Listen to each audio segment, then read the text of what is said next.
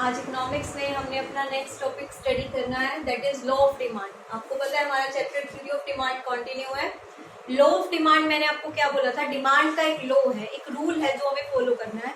जो चीज आप पहले समझ भी चुके हो, आप डिमांड का इफेक्ट समझ चुके हो कि डिमांड कैसे इफेक्ट होती है, एक कंज्यूमर की डिमांड में चेंज कैसे आता है। तो वो जो चेंज आता है ना, वो चीज एनालाइज करके इकोनॉमिक्स ने उसे क्या बना दिया, एक लॉ दे दिया, एक लॉ, कानून, रूल बना दिया गया। तो वो लॉ क्या है, देखिए ध्यान से। इट स्टेट्स दैट, ये हमें ये बताता है that other things remains constant. What do you mean by other things? Other things का मतलब other determinants, other factors. Other determinants कह सकते हो आप, अदर फैक्टर्स कह सकते हो। जो हमने डिटर्मिनेंट्स करे थे ना, जो कंज्यूमर की इनकम है, उसकी टेस्ट एंड प्रेफरेंस है, या किसी रिलेटेड गुड्स के प्राइस, ये सारी चीजें अदर थिंग्स हैं।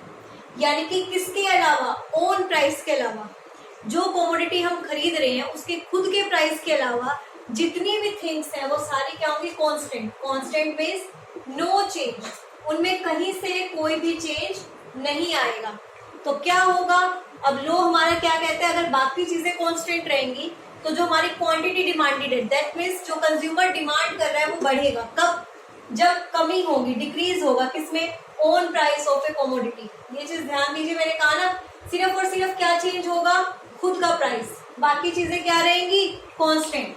तो डिमांड बढ़ेगी कब, जब कंज्यूमर के खुद के प्राइस में क्या आएगी, कमी आएगी। क्लियर है? तो लॉ ऑफ डिमांड पता चल गया। लॉ ऑफ डिमांड कहता है कि कंज्यूमर अपनी डिमांड को बढ़ाएगा कब, जब प्राइस कम हो जाएंगे, ठीक है, और बाकी चीजें क्या रहेंगी, कांस्टेंट। तो ये एक तरह से इनवर्स रिलेशनशिप हो गया, एक चीज बढ़ रही है और एक चीज कम हो रही है। तो लॉ ऑफ डिमांड क्या है, हम ये भी बोल सकते हैं, it is an inverse relationship. ये इनवर्स रिलेशनशिप है किसके बीच में, प्राइस और क्वांटिटी डिमांडेड के बीच में।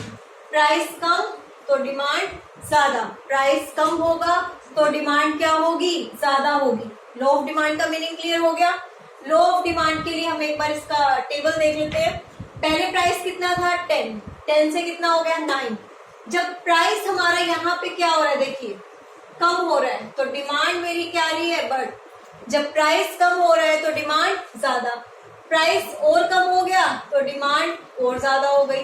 तो ये लॉ ऑफ डिमांड है कि जब भी आप नोटिस करेंगे प्राइस कम होता जाएगा तो लोग अपनी डिमांड को बढ़ाते जाएंगे। इसी को हम, जब हमने इसको पढ़ा तो इसी से हमने अपना डिमांड कर्व निकाला, डाउनवर्ड स्लोपिंग। क्यों? क्योंकि अगर एक चीज को बढ़ाएंगे, एक चीज कम कर रहे हैं, तभी तो दूसरी चीज बढ़ रही है। तो ये डाउनवर्ड स्लोपिंग जा रहे हैं, डाउनवर्ड स्लोपिंग है। आपका डिमांड वर्ड कैसा है, डाउनवर्ड स्लोपिंग। किसके कारण है, डाउनवर्ड स्लोपिंग है लॉ ऑफ डिमांड की वजह से। ये कर्व डाउनवर्ड स्लोपिंग है ही लॉ ऑफ डिमांड की वजह से। क्यों? क्योंकि इनवर्स रिलेशनशिप है, एक चीज बढ़ रही है तो दूसरी चीज क्या हो रही है, कम हो रही है। पहले आप इस जगह पे थे, आपका प्राइस इतना था और आपकी क्वांटिटी इतनी थी, आपने प्राइस कम कर दिया, इतना आपने इतना प्राइस कम कर दिया, तो प्राइस के कम करने से आप यहाँ पे आ गए, क्योंकि आपको तो इस कर्व पे टच करना है ना। आप इस कर्व पे अपने प्राइस को लेके गए कि अगर प्राइस इतना होगा तो कंज्यूमर डिमांड कितनी करेगा, इतनी। तो डिमांड भी इतनी बढ़ गई, प्राइस इतना कम करने की वजह से डिमांड क्या हो गई, बढ़ गई। ठीक है, तो अजम्पशंस क्या क्या है, आपकी taste and preference constant, income constant, means consumer का पढ़ रहे हैं, यहाँ टेक्नोलॉजी को मत लाना, हम कंज्यूमर को स्टडी कर रहे हैं। तो कंज्यूमर क्या कहता है कि प्राइस क्या रहेगा, कांस्टेंट, सॉरी प्राइस अपना को प्राइस में चेंज होगा, सिर्फ कंज्यूमर की टेस्ट कांस्टेंट, कंज्यूमर की income constant, price of related goods, related goods याद है, substitute and subsidiary, substitute and subsidiary goods constant, कोई भी चेंज नहीं आ रहा मार्केट में। एक्सपेक्टेशंस, कंज्यूमर के मन में कोई डर नहीं है, ये सारी चीजें कांस्टेंट है, तब ये लॉ अप्लाई होगा। जब ये सारी चीजें कांस्टेंट होंगी तब ये लॉ अप्लाई होगा। लॉ क्या कहेगा कि डिमांड कर्व डाउनवर्ड जाएगा, दैट मीन्स डिमांड इंक्रीज होगी, किससे, प्राइस से कम आने पे। तो ये लॉ ऑफ डिमांड है, काफी अच्छा टॉपिक है, इजी भी है और इम्पोर्टेंट भी है।